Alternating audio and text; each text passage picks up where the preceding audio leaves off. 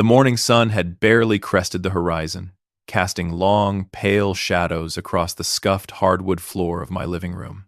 I stood in the narrow hallway, adjusting the stiff collar of a charcoal suit I had not worn since my wife's funeral 5 years ago. The fabric felt heavy and unfamiliar across my shoulders, smelling faintly of cedar and dry cleaning chemicals. On the small oak table right beside the front door sat a single graduation ticket. The thick, cream-colored paper was embossed with elegant gold lettering, granting one guest access to the university's commencement ceremony. I reached out to pick it up, my calloused fingers brushing against the smooth surface. Then, my phone vibrated in my pocket. I pulled the device out, expecting to see a photograph of my son, Evan, trying on his graduation cap. Instead, a short text message glowed against the cracked glass of my screen. "Do not come, Dad. Claire's family will be there." I stopped moving. The quiet hum of the kitchen refrigerator suddenly seemed deafening in the empty house. I read the 2 sentences again, watching the blinking cursor, waiting to see if a follow-up message would explain the sudden dismissal. Nothing else came. I did not text back, and I did not call him immediately to demand an explanation. I just stood in the silence of the hallway. Slowly, I reached up, loosened the dark silk tie from around my neck, and pulled it over my head. I walked into the kitchen, setting the tie down on the Formica counter, right next to a thick stack of tuition receipts I had kept meticulously organized for the past 6 years. I needed to find my vehicle insurance card to pay the premium before the weekend, so I walked over to my small wooden desk in the corner of the room. I pulled open the bottom drawer, listening to the metal track squeak loudly in protest. Inside, the paper trail of my son's entire adult life was rubber-banded together in thick manila envelopes. I pushed aside a stack of utility bills, my fingers lingering on the very first tuition receipt from his freshman year. Beneath it lay the personal loan agreement I had taken out against the equity of this house, and the notarized contract from the day I sold the small piece of hunting land my grandfather had left me. Tucked neatly between the dense legal documents was a printed email from Evan, dated 5 years ago. "Dad, I promise this will be worth it." Right next to that paper sat a framed photograph. It was my late wife, Sarah, standing next to Evan on his very first day of freshman orientation. She had been so sick back then, but she smiled brightly for the camera. I closed the drawer slowly, the heavy metal sliding shut with a definitive, hollow thud. I am a 59-year-old mechanic. I have spent my entire life fixing diesel engines at a commercial freight yard, scrubbing black grease out of my fingernails every night. I had happily traded double shifts and the last of my family's savings to put him through that accelerated master's program, believing I was building him a bridge to a better life. I walked out to the back porch, staring out at the small, overgrown lawn, and finally dialed his number. Evan answered on the third ring. The background noise was chaotic, filled with the sound of clinking champagne glasses and loud, cheerful voices mingling in a large, echoing space. "Dad, I am really sorry about the text," Evan said quickly. His voice was tight, vibrating with a nervous, defensive energy. "But Evelyn Carrington arranged all the seating for today. Her foundation is hosting a private brunch before the ceremony, and then she is giving a speech, and there is a massive dinner party at their estate tonight." He paused, taking a quick breath. "You just would not be comfortable there, Dad. It is a completely different crowd." I leaned against the wooden railing, feeling the rough, splintering wood under my palms. "Do you not want me to come, Evan? Or do they not want me to come?" The line went completely silent. I could hear him breathing heavily, and the faint, elegant sound of his girlfriend, Claire, calling his name in the distance. "Please do not make this harder," my son finally whispered, the frustration bleeding through his words. I did not raise my voice.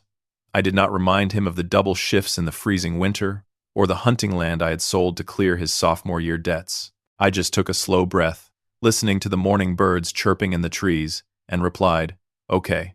I hung up the phone. Returning to the living room, I sat down heavily in my worn armchair. Just a week ago, Evan had proudly sent me a photograph of his very first professional job offer, asking if I could wire him some money to help cover the security deposit for a luxury apartment near their corporate headquarters. I opened my digital photo gallery and zoomed in on the document. The letterhead was sharp and professional, belonging to a prestigious logistics firm. The signature at the bottom belonged to a man named Marcus Reed, listed as the director of recruitment. But what caught my eye now, viewing it in the harsh light of this morning's text message, was the specific title of the hiring program. It read, Carrington Scholars Employment Pathway. I scrolled down to the fine print at the bottom of the page, The final employment contract was not a guaranteed offer. It was clearly marked with a strict legal condition, stating the position was pending final eligibility verification. His entire professional future, the job he had worked 6 years to get, was directly tied to a specialized program run by his girlfriend's family foundation. I opened the internet browser on my phone and typed the name of the Carrington Foundation into the search bar. Their official media page loaded instantly, sleek and professionally designed. Right at the top of the main feed was a high-resolution photograph of Evan. He was wearing a tailored designer suit I had never seen before, standing between his beautiful girlfriend, Claire, and her wealthy mother, Evelyn Carrington. Evelyn looked radiant, placing a maternal hand on my son's shoulder. The headline, printed directly above the picture, made my chest tighten painfully. 6 years of opportunity. How Carrington's support changed one student's life. I read the accompanying article slowly, digesting every single word. The text passionately described how the charitable foundation had stepped in to help Evan overcome severe financial adversity, supposedly funding his entire 6-year academic journey from his bachelor's degree straight through his master's program. There was absolutely no mention of his actual family.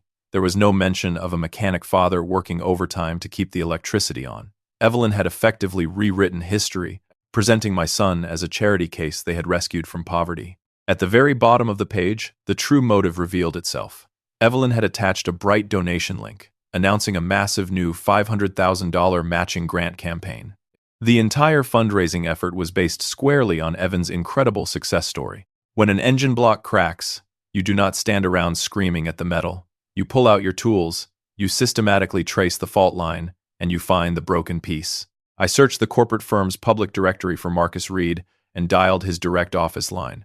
He answered immediately with a crisp, no-nonsense tone. "Mr. Reed, my name is James Turner," I said, keeping my voice perfectly level and calm. "I am Evan Turner's father. I am calling because I believe your candidate's eligibility file might contain highly inaccurate information. I paid the vast majority of the university tuition mentioned in the Carrington Foundation's recent media campaign." There was a brief, heavy pause on the other end of the line. Marcus did not sound angry or defensive, just highly cautious. "Mr. Turner, we take these kinds of allegations very seriously. However, I cannot simply cancel a pending corporate contract over a single, unverified phone call. I would need verifiable, written proof of your financial claims." "I have 6 years of bank statements and university receipts," I replied smoothly. Marcus sighed softly, the sound of a man who dealt with corporate compliance for a living.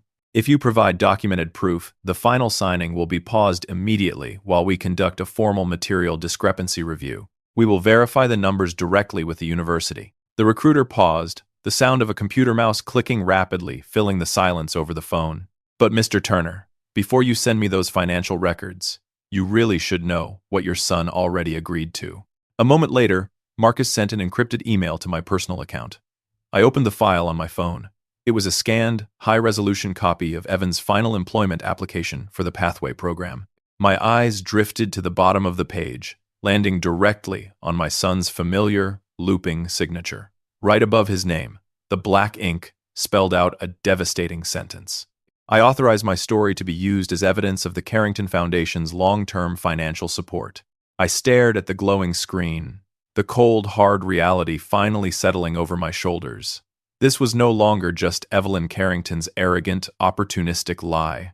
My own son had signed his name to the fraud, willingly erasing my sacrifices to buy his way into a world that would never truly accept him. The heavy oak desk in my living room became an assembly line of hard truths. The old inkjet printer groaned and clattered, spitting out page after warm page of bank statements dating back 6 years. I spread the papers across the scratched wood, uncapping a bright yellow highlighter. I needed to build an unbreakable timeline of my own survival. Tracing every line item took hours. I highlighted the primary tuition payments, the mandatory laboratory fees, the campus health insurance premiums, and the monthly rent transfers for his off-campus housing. The bright yellow ink marked years of double shifts, missed holidays, and grease-stained hands. The final calculation sat glaring at me from a legal pad. $138,000 had left my personal accounts. The Carrington Foundation appeared exactly twice in that entire 6-year financial span, and their total institutional contribution amounted to barely $8,000. I turned back to my computer, digging deep into my archived email folders. I finally located the original award notification Evan had proudly forwarded during his freshman year. The document explicitly outlined the purchase of one laptop, a modest textbook reimbursement, and 2 small living stipends. The letter clearly stated the funding was subject to annual review and absolutely did not cover primary tuition. It was a helpful gift, but it was nowhere near a comprehensive scholarship. A new email notification chimed softly through my laptop speakers. It was from Marcus Reed. The recruitment director kept his word without letting personal emotion cloud his corporate judgment. The message stated that the employment contract was officially moved to a pending verification status. The corporate compliance office was currently contacting the university registrar and the charitable foundation directly. Evan would receive a formal request to consent to a background eligibility check by the end of the day. No job offers were being actively rescinded, but absolutely nothing would be finalized until my son provided a written explanation for the massive financial discrepancies. Marcus represented an objective, unbending system, and that system was now fully awake. 30 minutes later, an unknown number appeared on my phone screen. I answered the call, and a smooth, highly polished voice filled the receiver.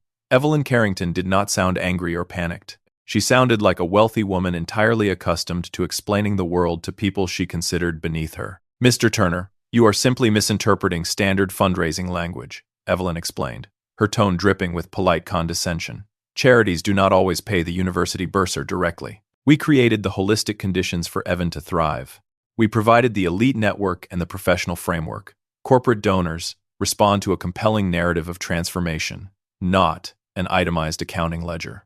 So why does your compelling narrative completely omit the man who actually paid $138,000 to keep him in those classes?" I asked quietly, staring at the glowing yellow lines on my desk. Evelyn offered a tight, forced laugh, completely brushing past the question. She proposed a swift compromise, offering to include my name in a special thank you segment after the graduation ceremony concluded. She even suggested setting up a tiny memorial fund in my late wife's name. She wanted to buy my silence with a footnote and a meaningless plaque. I declined the offer and ended the call without another word. My son called almost immediately after his future mother-in-law hung up. His voice shook with a toxic mixture of panic and deep resentment. Claire had just texted him, furious that my unexpected interference was threatening her mother's pristine public image on their biggest day of the year. "Dad, you could have just waited until after graduation to bring this up," Evan pleaded. The chaotic background noise of the pre-ceremony brunch was completely gone now. He was hiding in a quiet room somewhere, terrified of losing his seat at their table. "You are ruining everything. Claire and I worked for over a technicality. If the story you two are proudly telling the world is actually true, Evan," I said, leaning back in my worn armchair, "why does it only survive if I am completely removed from the room?" Evan had no answer for that. The silence stretched between us until the line went dead. I needed to understand exactly why Evelyn was fighting so desperately to protect a lie on this specific weekend. During my brief correspondence with Marcus, the recruiter had politely clarified that his logistics firm was not the primary sponsor attached to the charitable campaign. He mentioned an oversight board. I searched the foundation website and found their public leadership roster. Laura Mitchell was listed as a senior board member with an extensive background in financial compliance. I composed a brief professional email to Laura, attaching the highlighted bank statements and the original laptop stipend letter. Her response arrived within 15 minutes, requesting a secure phone call. Laura sounded deeply unsettled when I answered. She confirmed that Evelyn was currently leveraging Evan's exact success story to secure a massive corporate matching grant worth $500,000. The entire funding proposal rested on proving the foundation had fully supported a minority status student through a 6-year accelerated master's program, culminating in an immediate corporate job placement. Evelyn did not just want public praise. She needed Evan to play the role of the perfect charitable product to unlock $500,000 in fresh capital. As Laura spoke, I kept the foundation's media page open on my computer screen. Suddenly, the web page refreshed itself. The lengthy article detailing my son's journey vanished entirely, replaced by a generic error message. Someone inside the organization was actively scrubbing the public archives. I quickly opened a cached version of the site and took multiple screenshots, just as the digital trail began to evaporate. "They are locking down the public impact reports right now," Laura warned over the phone, her voice dropping to a harsh whisper. "But I just pulled the internal draft statement they submitted to the corporate donors yesterday. I am sending it to you." A new document appeared in my inbox. I opened the file and scrolled down to the primary financial table. Right next to my son's name, the foundation had formally declared their institutional investment. The official text read, "Direct and leveraged support for Evan Turner, $152,000. Evelyn Carrington had not merely erased my physical presence from the graduation photographs. She had taken the exact sum of my 6 years of crushing financial sacrifice, absorbed every single dollar into her own corporate ledger, and legally claimed my hard work as her own personal charity. The glow of my computer monitor was the only light left in the living room. I sat in the worn armchair, staring at a new encrypted file Laura Mitchell had just forwarded from the Foundation's internal server.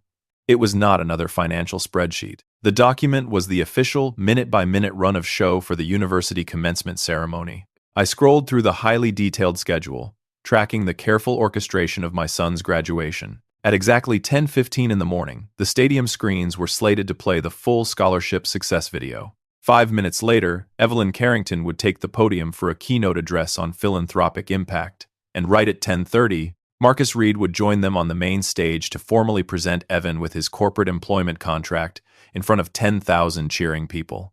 Then I saw the production note highlighted in yellow at the bottom of the page. It was a strict instruction meant for the event security and the floor coordinators. The text read, "Avoid unscheduled family interaction before media segment." Evelyn had not simply forgotten to invite me. She had institutionalized my absence, turning my exclusion into a logistical directive to ensure her pristine narrative remained completely unchallenged. I picked up my phone and dialed the direct line for the university communications director. The woman who answered sounded rushed and slightly defensive the moment I explained who I was and why my financial data was being misrepresented in their promotional materials.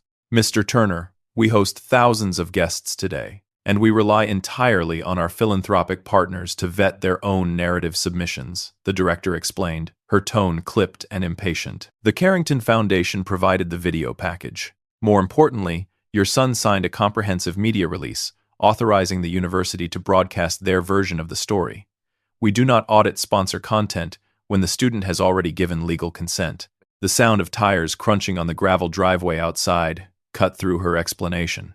I walked over to the window and pulled back the blinds. Evan's car was idling near the mailbox.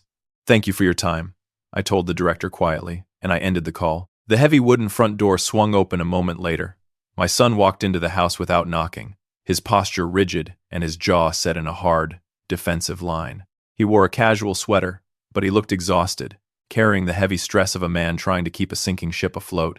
Evan stopped at the edge of the kitchen, his eyes dropping immediately to the dining table. I had left the 6 years of bank statements and tuition receipts spread across the wood, glowing with bright yellow highlighter.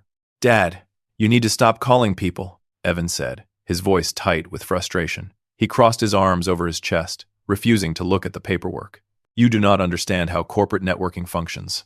The foundation stepped in when I really needed a laptop. Claire introduced me to Marcus at a private dinner. Her family gave me access to a professional world I never would have reached on my own. I did not raise my voice.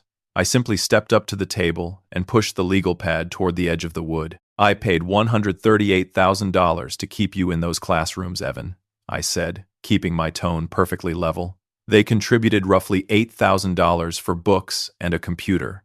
Do you truly believe their $8,000 is worth more than my sacrifice?" Evan looked away, staring at the faded wallpaper near the hallway.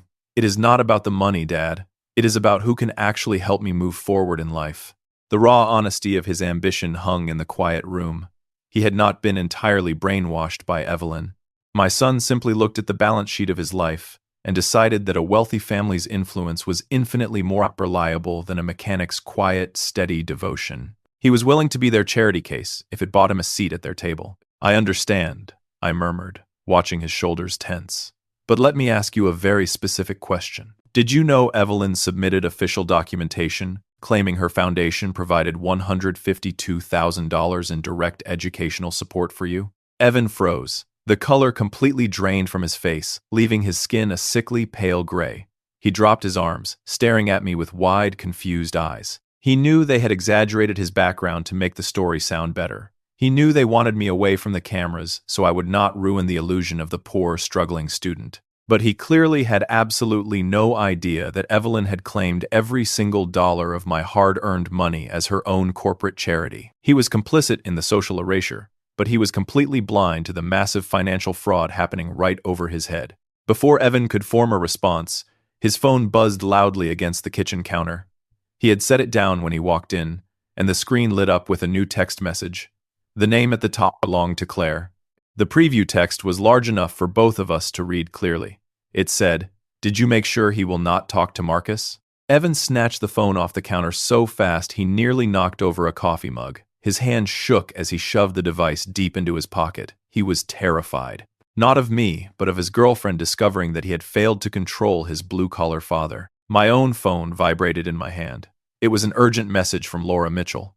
The board member wanted to leak the internal audit documents to the local press right now, effectively blowing up the commencement ceremony and humiliating Evelyn in front of her wealthiest donors. I typed a quick reply, telling Laura no. I thought about the thousands of other parents sitting in that stadium, fathers and mothers who had worked double shifts, skipped meals, and sacrificed their own dreams just to watch their children walk across a wooden stage in a black gown. I refused to let Evelyn's greed ruin a sacred milestone for thousands of innocent families. I called Laura and gave her my final terms. I demanded the university permanently halt the success video. I demanded the commencement speakers skip the foundation tribute entirely. And most importantly, I required Marcus Reed to cancel the live contract signing. Evan would be allowed to walk across the stage and receive the degree he had earned, but he would not be handed a professional future built on a stolen narrative. Laura agreed immediately, promising to use her board authority to force the university's hand behind the scenes. 10 minutes later, the silence in my kitchen was broken by another phone call. This time, Marcus Reed's name flashed across my screen. The recruitment director sounded grim, abandoning his usual polished corporate tone. "Mr. Turner, we have a rapidly escalating situation," Marcus said, the sound of a keyboard clacking loudly in the background. "The university just pulled the promotional video. Evelyn Carrington is currently screaming at the dean of students in a holding room. But that is not why I am calling you." I watched my son lean against the refrigerator, his face buried in his hands. "What happened, Marcus?" "I just received a highly unusual email from your son's registered account," the recruiter explained, his voice dropping to a serious metallic register. The message demanded that I waive the standard compliance review and authorize his employment contract immediately, before the graduation ceremony begins. I looked across the kitchen. Evan had not touched his phone since he shoved it into his pocket. His hands were completely empty. "My son did not send that email," I said quietly. "I know," Marcus replied, and the cold reality of his next words changed the entire landscape of the fight. My security team just traced the routing data. The message was drafted and sent directly from the private executive office of the Carrington Foundation. Evelyn realized her pristine media narrative was collapsing. Desperate to secure the corporate matching grant, she was actively forging my son's digital consent, trying to force the employment contract through the system before the truth could catch up to her. The notification on my phone illuminated the dark kitchen counter just before dawn. It was a link forwarded by a mechanic at the freight yard whose daughter attended the same university as Evan. I tapped the screen, rubbing the sleep from my eyes, and a new post from a social media account affiliated with the Carrington Foundation loaded. The photograph showed a generic, softly lit graduation cap. The caption below it, however, was razor sharp. It discussed the tragic reality of young scholars facing financial abuse at home.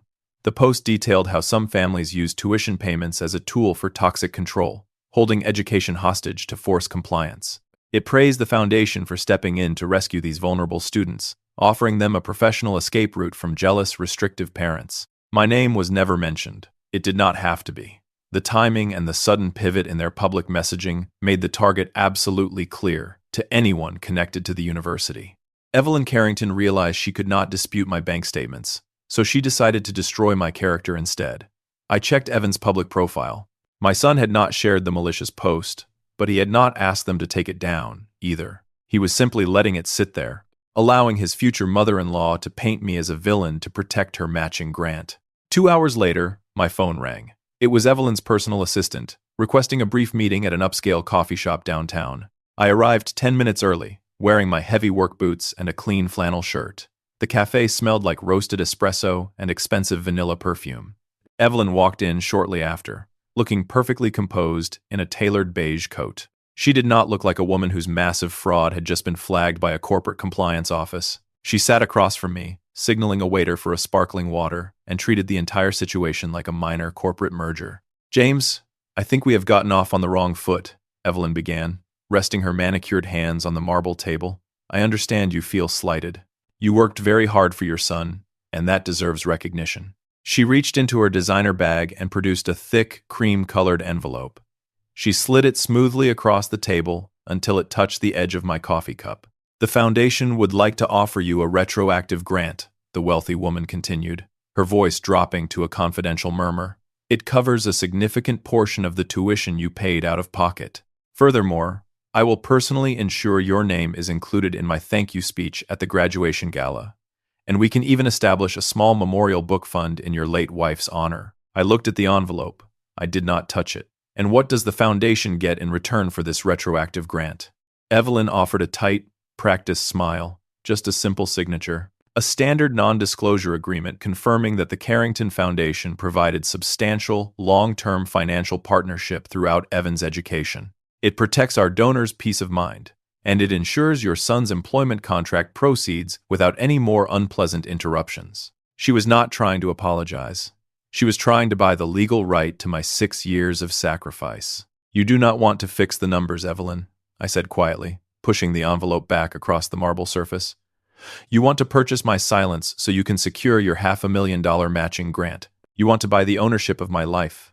The polite smile vanished from her face, leaving her expression cold and rigid. You are making a terrible mistake, Mr. Turner.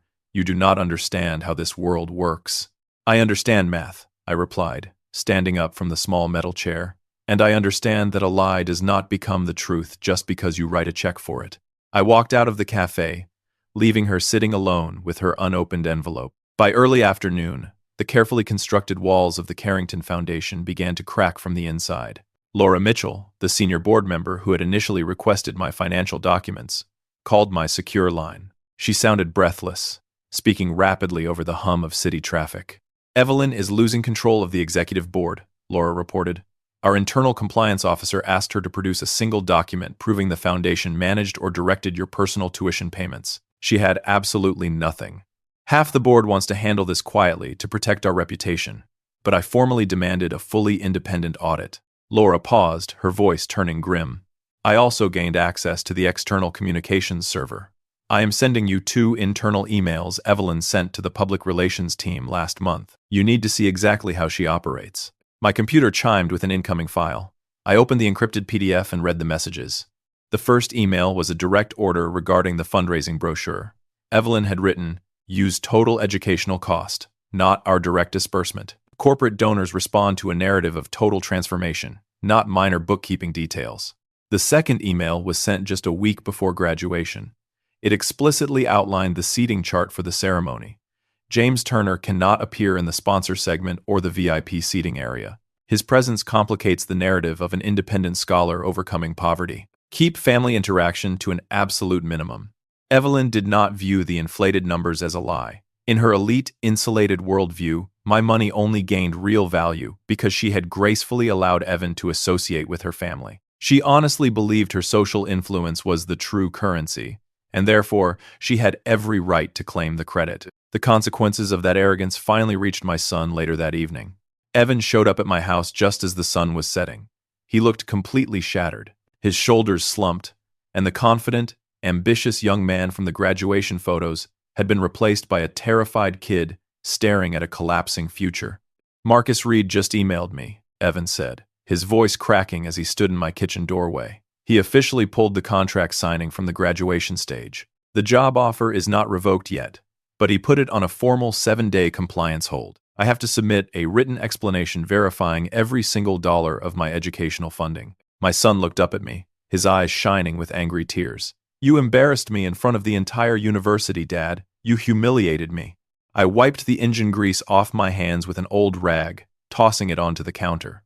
I looked at the boy I had raised, feeling a heavy, dull ache in the center of my chest. "You are humiliated because a corporate recruiter refuses to sign a piece of paper on a wooden stage," I told him, keeping my voice steady. "I was erased from 6 years of your life, and you signed the document that did it." Evan flinched, the harsh truth finally breaking through his defensive anger. He rubbed his face, letting out a long, ragged sigh. Claire is losing her mind, my son confessed, his voice dropping to a miserable whisper. She told me her position as the Foundation's youth ambassador is directly tied to the success of this specific matching grant campaign.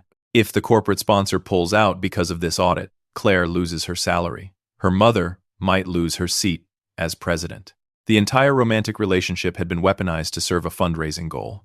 "What does Claire want you to do?" I asked. "She brought me a new affidavit this morning," Evan admitted, staring at the scuffed linoleum floor. "She wants me to sign a sworn statement claiming you were just a secondary contributor and that her family provided the vital resources that kept me enrolled. She said if I just sign it, her mother's lawyers will force Marcus to release the employment contract." "And are you going to sign it?" I asked. For the first time since this entire nightmare began, Evan hesitated.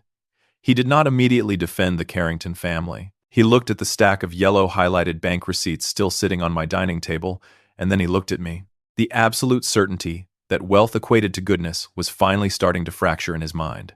Before he could answer, my cell phone vibrated violently against the kitchen counter. It was Laura Mitchell again. The caller identification flashed urgently. I answered the call and put it on speaker so Evan could hear exactly what kind of people he was trying to protect.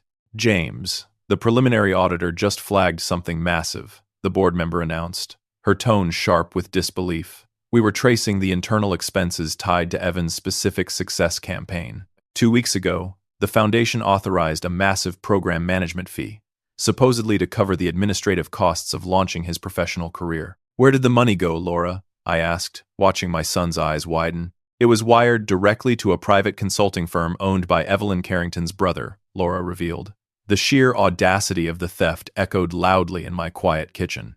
"The management fee Evelyn paid to her own family is actually larger than the total amount of financial support they ever gave your son." The heavy oak clock on my living room wall chimed 10 times. Sunlight poured through the front window, catching the dust motes dancing above my coffee table. I sat in my worn armchair and picked up the thick, gold-embossed graduation ticket. I did not tear it up, and I did not throw it in the trash. I simply set the crisp paper down next to my cold mug of coffee. I opened my laptop and clicked the direct link for the university commencement livestream.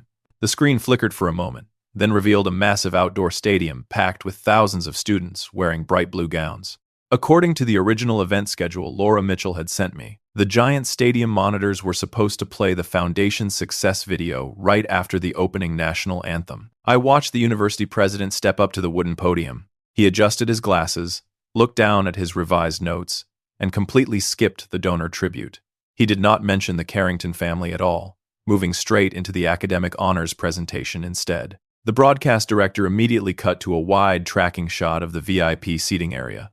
Evelyn Carrington sat in the very front row. Her hands were clasped so tightly in her lap that her knuckles looked completely white. She maintained a frozen, artificial smile for the cameras, but the rigid tension in her shoulders betrayed her rising panic. She knew Laura and the internal compliance team had actually pulled the plug on her pristine narrative. 30 minutes later, the engineering department was called to the stage. I leaned closer to the computer monitor. My son walked up the wooden steps. His dark gown caught the morning breeze, and he looked incredibly sharp as he crossed the platform. A long row of faculty members stood waiting to shake hands, while Marcus Reed stood right at the end of the line. The recruitment director was supposed to hold a leather binder containing Evan's lucrative corporate employment contract, ready to present it in front of the cheering crowd. Marcus extended his hand as my son approached. He shook Evan's hand firmly, leaning in to whisper something over the loud noise of the stadium. The interaction lasted barely 3 seconds. The recruiter did not hand over a leather binder, nor did he invite my son to stay on the stage for a promotional photo opportunity. He simply nodded and gestured politely toward the exit stairs. Evan froze. The realization washed over his face, instantly stripping away the confident smile he had carried up the steps. He walked down to the stadium floor and stopped on the grass. Turning his head, my son scanned the upper bleachers. He searched the exact section where the family seating was designated, desperately looking for a familiar face in the massive crowd. He found nothing but strangers. My cell phone vibrated against the armrest, breaking the quiet hum of the laptop cooling fan. Laura was calling. "It is done, James," the board member said. Her voice echoed slightly, meaning she was likely hiding in a concrete tunnel beneath the stadium bleachers. "The corporate sponsor received the emergency compliance review from our internal auditor just before sunrise. They officially froze the $500,000 matching grant." I listened to the roar of the crowd coming through my computer speakers. Did they tell Evelyn? The sponsor demanded a full independent audit of the foundation ledgers, Laura continued, her tone strictly professional. Evelyn is trapped in her folding chair out there. She cannot leave without causing a massive public relations disaster. But she knows the board just stripped her of all financial authority. By noon, the commencement ceremony finally concluded. The local news stations had set up their cameras near the main stadium gates to interview prominent alumni and wealthy donors. I switched my browser over to a local broadcast feed, watching the chaos unfold outside the arena. Evelyn stepped in front of a news camera, flanked by two highly nervous public relations assistants. Claire stood just behind her mother, staring blankly at the concrete ground. A young reporter thrust a microphone forward. He asked about the sudden cancellation of the foundation tribute video, noting that the university had promised a major philanthropic announcement regarding a new corporate partnership. The wealthy matriarch forced a brilliant, effortless laugh. She tried to deflect the question entirely, blaming a minor technical glitch with the stadium projectors, and pivoted quickly to praise the graduating class for their hard work. Another journalist stepped into the frame, completely ignoring her smooth pivot. He asked exactly how much money the Carrington Foundation had directly paid for Evan Turner's university tuition. The silence that followed was absolute. The camera captured the exact second Evelyn's polished mask shattered into pieces. She opened her mouth, closed it, and looked frantically at her assistants. She could not say $8,000 because it would expose her massive lie to the entire state. She could not say $138,000 because she knew the independent auditors were already tearing through her bank records to prove she never spent that money.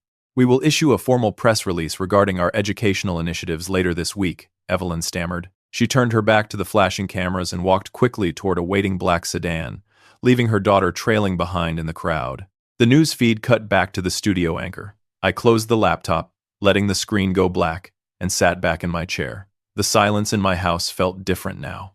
It was no longer the heavy, oppressive quiet of being erased. It was the clean, clear silence of the truth, settling firmly into place. Late in the afternoon, my phone rang again. The caller identification showed my son's name. I answered the call and pressed the phone to my ear, but I did not speak first. "You ruined everything," Evan said.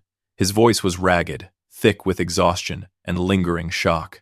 "Marcus told me the employment contract is under a formal review. Claire will not even return my text messages. Her family completely abandoned me at the stadium gates." I stared at the thick stack of tuition receipts still resting on my dining table. "Did you receive your degree today, Evan?" He let out a shaky breath, clearly confused by the interruption. "Yes." The dean handed me the diploma cover. "Then your future is not ruined," I told him, keeping my voice incredibly calm. "You earned that degree. No one can take your education away from you. The only thing that got ruined today was the portion of your future you tried to build on a lie." My son did not argue. He did not yell, and he did not try to defend the Carrington family anymore. He just breathed heavily into the receiver, finally absorbing the massive cost of his own choices. We stayed on the line for another minute, sharing a long, painful silence, before he quietly disconnected the call. I walked into the kitchen to pour a fresh cup of coffee, thinking the hardest part of the battle was finally behind us. I had stopped the fraudulent matching grant, and I had successfully protected the integrity of my own hard work. Then my phone chimed with an urgent text message from Laura Mitchell. The board member had spent the entire afternoon sitting with the preliminary auditors, digging deep into the historical accounting software. I opened her message, and the words sent a fresh wave of cold anger straight down my spine. Evelyn Carrington had not just used my son's fabricated success story for this specific graduation campaign. The auditors found official tax filings from 2 years ago. The wealthy philanthropist had quietly submitted paperwork using Evan's scholarship profile to secure a massive block of corporate funding back when he was just starting his master's program. The lie had not just started today. It had been generating dirty money for years. I sat at my small kitchen table, staring at the encrypted audit report Laura Mitchell had sent just before midnight. The numbers glowed on my laptop screen, painting a devastating picture of corporate greed. The independent auditors had moved with ruthless efficiency once the $500,000 matching grant was frozen. According to the raw bank ledgers, the Carrington Foundation had disbursed exactly $8,000 to my son over his entire 6-year academic career. Yet, the official impact reports Evelyn had submitted to her wealthy donors claimed $152,000 in direct educational support. There was absolutely no financial trail proving her organization had generated or managed the money I paid out of my own pocket. Worse, the auditors had flagged a massive program management fee paid out just weeks before graduation. That money was routed directly to a private consulting firm owned by Evelyn's brother, and the fee itself was significantly larger than the total amount the foundation had ever spent on Evan. I scrolled down to the internal communications Laura had attached. Evelyn's emails removed any possibility of a simple administrative error. I read her direct orders to the public relations team, instructing them to use the total educational cost rather than their actual disbursement. I saw the message where she explicitly demanded that my name be excluded from the media segment, stating that a working-class father's presence complicated her narrative of rescuing a struggling student. She had even used my son's pending employment contract to secure previous grants long before Marcus Reed ever approved the hire. It was a calculated, deliberate theft of my life's work. Heavy footsteps sounded on my front porch later that afternoon. I opened the door and found Evan standing on the faded welcome mat. He looked completely shattered. His shoulders slumped, and the sharp, tailored confidence he had worn at graduation was entirely gone. He walked into the living room, collapsing onto the old fabric sofa without waiting for an invitation. "Marcus called me into the corporate office this morning," my son whispered. He stared down at his hands, rubbing his palms together nervously. He sat me in a glass conference room and opened a thick yellow folder. It was my employment eligibility file. Evan took a ragged breath, explaining how the recruitment director had systematically dismantled his defense. Marcus did not yell or threaten him. The man simply asked a series of direct, impossible questions. He asked who actually paid the tuition, why my son had signed a document claiming the foundation was his primary financial sponsor, and why he had allowed his image to be used for a fraudulent fundraising campaign. "I tried to defend them," Evan murmured, his voice cracking. "I told Marcus that the foundation supported me in ways money could not measure. I said they gave me access to a better world. But Marcus just looked at me. He said he needed a simple yes or no answer. He asked if Evelyn Carrington paid my tuition. I could not lie to him anymore, Dad. I finally told him that you did." I pulled up a wooden dining chair and sat across from him, waiting for the rest of the story. My son wiped his eyes, admitting that he had called Claire the moment he left the corporate building. He was desperate for comfort, hoping his girlfriend would help him navigate the crisis. Instead, Claire had immediately demanded that he take the entire fall. She ordered him to tell the compliance officers that Evelyn knew nothing about the exaggerated numbers, insisting that he claim he had misunderstood the paperwork on his own. "I asked her a question," Evan said, looking up at me with hollow, red eyes. "I asked Claire if she ever actually wanted to marry me, or if she just needed a convenient success story to keep her mother's charity running." "What did she say?" I asked quietly. She hung up the phone. The wealthy family he had abandoned me for was now perfectly willing to throw him under the bus to save their own reputation. He had finally realized that he was never truly a part of their inner circle. He was just a promotional product, easily discarded when the campaign failed. The bitter reality hung heavily in the quiet room, but the crunch of gravel outside interrupted us. A sleek black sedan pulled into my driveway. I watched through the front window as Evelyn Carrington stepped out, accompanied by a tall man gripping a leather briefcase. She marched up the wooden steps and knocked sharply. I opened the door, letting them step into the narrow hallway, but I did not offer them a seat. Evelyn looked exhausted. The pristine, radiant mask she had worn at the stadium was gone, replaced by dark circles and tight, anxious lines around her mouth. "James, the executive board is opening formal removal procedures against me," the wealthy matriarch stated, skipping the pleasantries entirely. The lawyer beside her snapped his briefcase open and produced a typed legal document. "We can settle this right now. I will personally refund a portion of your tuition out of my own accounts. I will issue a public apology, place you on our advisory board, and make a call to save Evan's employment contract." She pushed the crisp white paper toward my chest. "All you have to do is sign this statement. It simply confirms that the Carrington Foundation provided substantial, vital support over the last 6 years." I did not take the paper. I walked into the kitchen, picked up the thick stack of yellow highlighted bank statements, and dropped them onto the entryway table right next to her lawyer's hand. "You are not asking for forgiveness, Evelyn," I told the desperate woman, keeping my voice perfectly level. "You are asking to buy the ownership of 6 years of my life." I reached for the doorknob and pulled the front door wide open. I refused to sign a single line. Evelyn glared at me, her face pale with absolute fury, before turning on her heel and marching back to her waiting car. When the sedan finally disappeared down the street, Evan stood up from the sofa. He looked at the bank statements resting on the table, then turned to me with a desperate, pleading expression. "Dad, please just call Marcus," my son begged, stepping closer. "Tell him I was under immense pressure from Claire's family. Tell him the false signature was just a misunderstanding. I cannot lose that priority contract." I looked at the young man I had sacrificed my entire adult life for. The instinct to fix his mistakes was a heavy, familiar weight in my chest, but I shook my head slowly. "Marcus gave you a fair chance to tell the truth today, and you finally did," I said softly. "I will not call a corporate director and turn your false statement into a simple misunderstanding. You are going to have to apply for jobs through the normal process like everyone else." Evan stepped back, his mouth opening in shock. "I am also stopping the rent payments on your luxury apartment," I continued, holding his gaze steadily so he understood I was completely serious. "You need to sell the car we financed. I love you, Evan. I will always love you. But I am done funding a future built on erasing my existence." The official decisions came down rapidly over the next few days. Laura called to confirm that Marcus had officially revoked Evan's priority recruitment slot. The director concluded that my son had failed the integrity criteria, though he was free to submit a standard application in the future. The university acted just as decisively. They removed the foundation's promotional videos from their archives, stripped Evelyn's organization of its community partner title, and demanded a formal review of all scholarship recipients. Evan was allowed to keep his diploma because his academic record was clean, but his elite professional shortcut was completely gone. Meanwhile, the foundation's executive board voted to suspend Evelyn indefinitely. She was stripped of her presidential duties and ordered to surrender all digital access to the corporate financial accounts by Friday afternoon.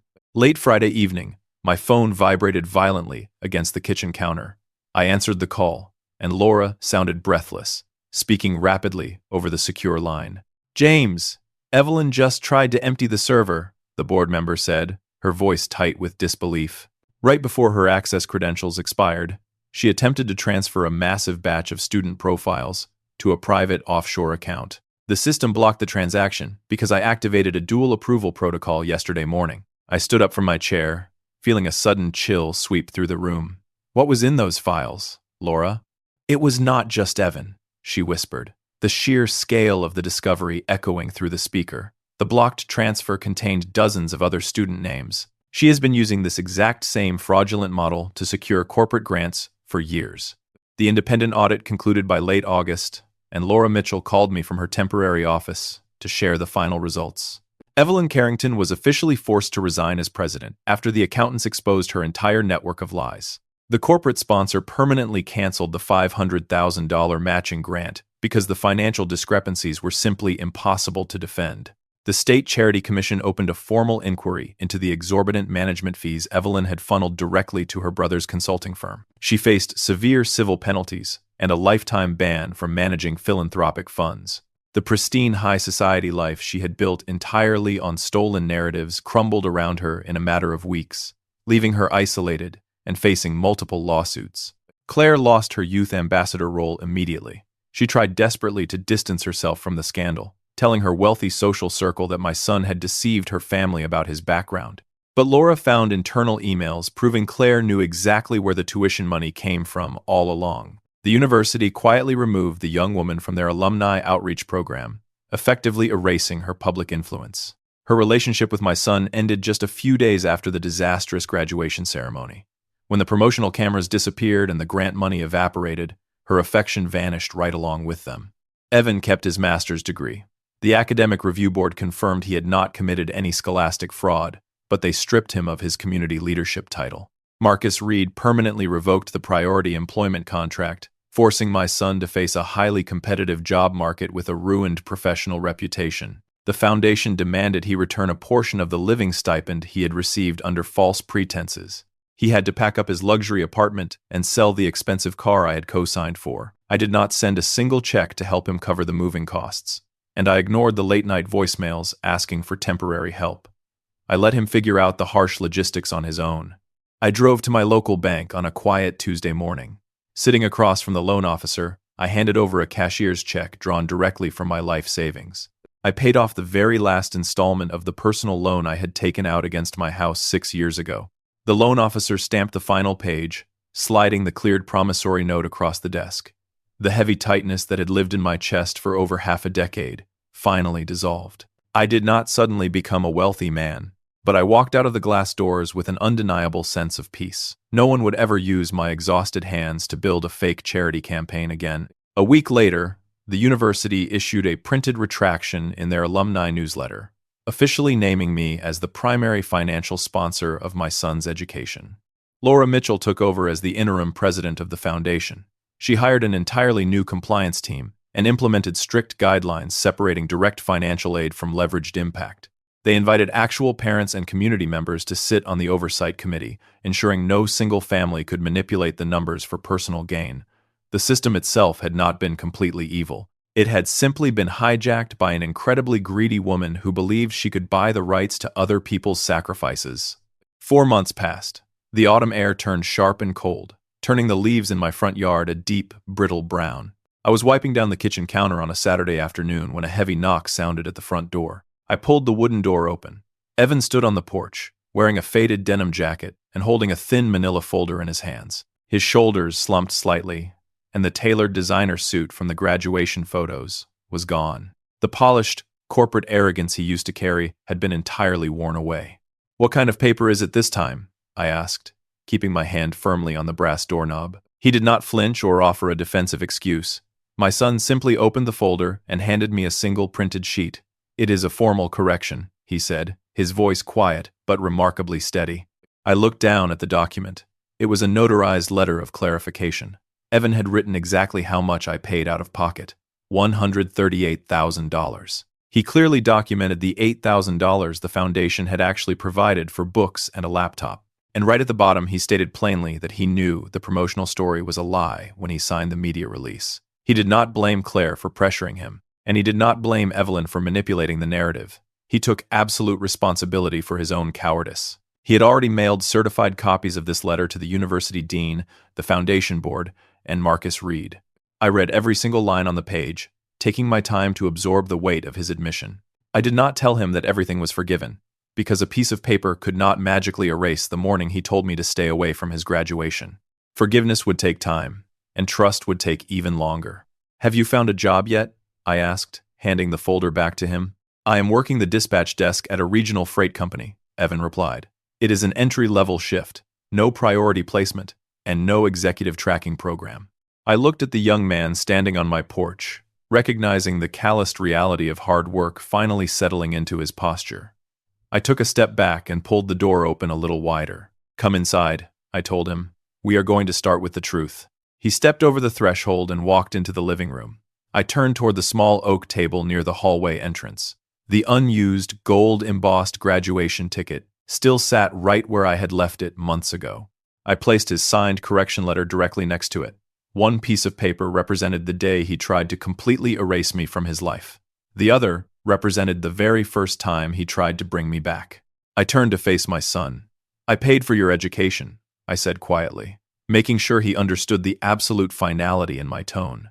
"But this lesson, you have to pay for yourself." Evan nodded slowly, accepting the boundary I had just drawn, and for the first time in 6 years, he did not look away. The heavy steel wrench slipped from the grease-soaked bolt, banging loudly against the cast-iron engine block of the freight truck. I let out a slow, ragged breath, wiping stinging sweat from my forehead with the back of my forearm. My hands were covered in a thick layer of black grime that never truly washed off, no matter how hard I scrubbed them at the end of the day. The thick smell of diesel fuel and melting asphalt hung heavy in the late afternoon air. I stood under the massive metal canopy of the commercial freight yard, taking a short break from the relentless summer heat. It had been exactly 14 months since the graduation ceremony. A dusty, 10-year-old sedan pulled through our chain-link gates, interrupting the steady hum of the yard. The vehicle rattled slightly as it rolled over the yellow speed bumps, a massive visual downgrade from the sleek luxury car I had once co-signed for during his senior year. The engine sputtered weakly before finally going quiet in the designated visitor parking spot. My son stepped out of the driver's side door, carrying a cardboard tray holding 2 large coffees. Evan walked across the cracked concrete yard. He wore a simple, blue button-down shirt, and the sleeves were rolled up past his elbows. The polished, arrogant posture he used to carry around the Carrington family estate had been entirely stripped away. In its place was the quiet, grounded reality of a man working 50 hours a week at a regional dispatch desk. "I brought the dark roast," Evan said, holding out a steaming paper cup, "the one from the old diner on 4th Street. I took the cup, feeling the heat seep instantly through the thin cardboard. "You are on your lunch break?" My son nodded, turning to lean his back against the corrugated metal siding of the garage. Taking a slow, careful sip of his coffee, the young man watched a massive 18-wheeler back slowly into a loading bay across the lot. He did not rush to fill the silence with empty chatter, and that was the most significant change I had noticed over the past year. The boy who once felt the desperate, exhausting need to prove his worth to wealthy strangers was entirely gone. We stood there for a few minutes, listening to the loud hiss of air brakes and the shouting of the loading crew. The noise of the freight yard was chaotic, yet completely honest. Evan reached into his back pocket and pulled out a folded piece of paper.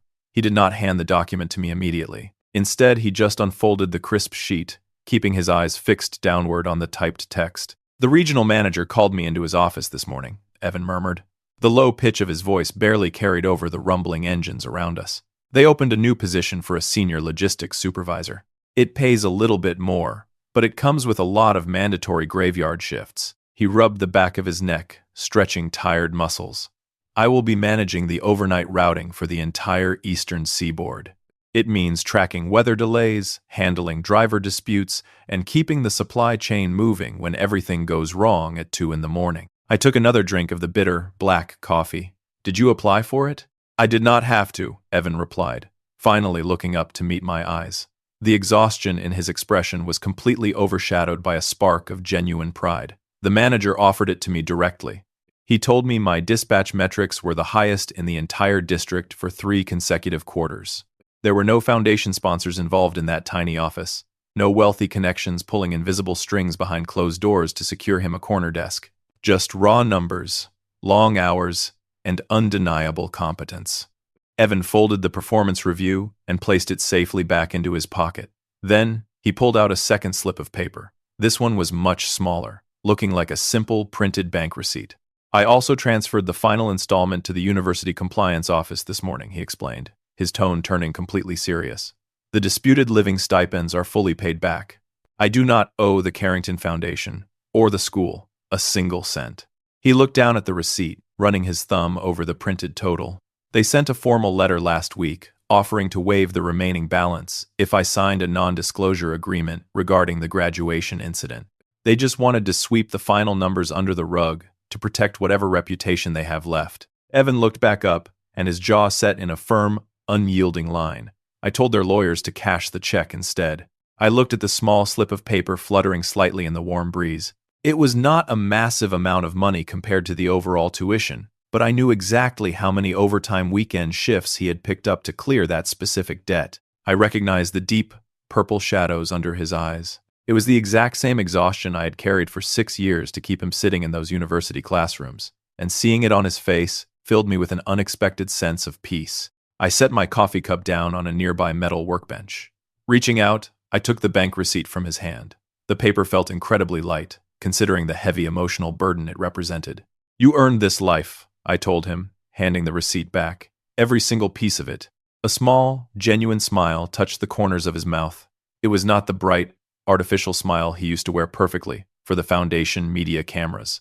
It was the quiet, tired smile of a man who finally owned his own future. We stood together under the massive metal canopy, drinking our coffee while the diesel engines roared all around us. We did not need to talk about the past anymore, and we certainly did not need to discuss Evelyn Carrington ever again. The slate was completely clean. The bridge between a father and a son is not rebuilt overnight.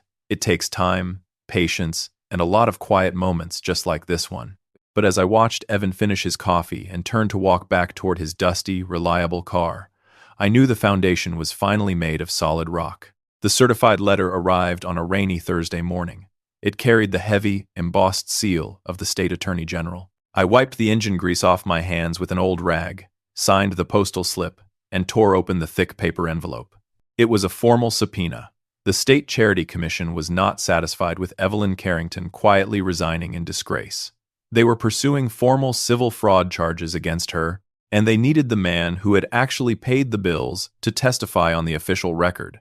The state capitol building smelled strongly of lemon polish and old marble.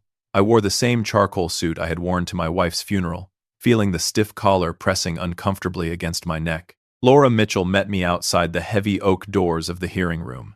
She had taken over as the interim director of the foundation, and she looked exhausted but deeply resolute. We walked inside together, our shoes clicking loudly against the polished stone floor. Evelyn sat at the defense table, flanked by two expensive corporate lawyers. The wealthy matriarch looked remarkably small. The radiant, confident woman from the graduation photographs was entirely gone, replaced by someone with sharp, anxious eyes and a tightly clenched jaw. Claire sat 2 rows behind her mother, staring blankly at her own hands. She did not look up when I walked past the wooden benches. The lead prosecutor called me to the witness stand shortly after 10 o'clock. I did not bring a dramatic speech, and I certainly did not bring any desire for public vengeance.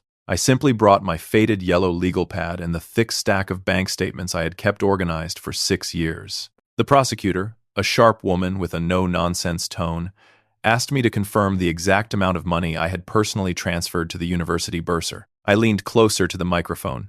$138,000. She then asked me to confirm the foundation's total institutional contribution. $8,000, I replied, keeping my voice perfectly level. That money covered a laptop and some textbooks during his freshman year. The silence in the hearing room was absolute. Evelyn's lead attorney tried to stand up and argue about leveraged impact and holistic networking values, attempting to spin the massive discrepancy as a simple marketing strategy. The state judge immediately shut him down. The older man leaned over the high wooden bench, adjusting his heavy glasses, and looked directly at the former president of the foundation. He stated plainly that charitable organizations were legally forbidden from claiming the private sacrifices of working-class families as their own corporate assets. The final ruling was devastatingly precise. Evelyn Carrington was permanently barred from serving on the board of any registered nonprofit organization in the entire state. She was ordered to pay massive civil penalties, a fine so large it would completely wipe out her personal executive accounts. Furthermore, her brother's consulting firm was legally forced to return every single dollar of the fraudulent management fees they had siphoned from the charity. The pristine high society legacy she had spent decades building on the backs of other people was completely dismantled by the sharp crack of a wooden gavel. I walked out of the courthouse and into the crisp afternoon air. The rain had stopped, leaving the city streets smelling clean and washed. Evelyn stepped out of the revolving glass doors a moment later, her expensive lawyers trailing nervously behind her. She stopped on the top step and caught my eye. For a brief second, I thought she might finally drop the facade and apologize for what she had done to my family. But the bitter, arrogant pride was still entirely intact. She glared at me, her manicured hands shaking with suppressed rage, before turning away quickly to hide from the local news cameras waiting at the bottom of the concrete stairs. I did not feel any triumph watching her run away from the reporters. I just felt a profound sense of relief that the lie was finally dead. I drove back to my hometown, pulling my old truck into the gravel parking lot of the diner on 4th Street. Evan was waiting for me in a quiet corner booth. He wore his blue dispatch shirt, looking tired after a long morning shift at the freight yard. He pushed a heavy ceramic mug of dark roast coffee across the scratched Formica table as I sat down. "Did she try to talk to you?" my son asked quietly. "No," I answered, wrapping my hands around the warm mug, "and she never will again." Evan nodded slowly. He did not ask for any more details about the hearing, and he did not bring up Claire or the life he had left behind. He simply opened a worn leather wallet, pulled out a $20 bill, and left it on the table to pay for our lunch. We just sat there drinking our bitter coffee in comfortable, honest silence, building a real future out of the ashes of a lie.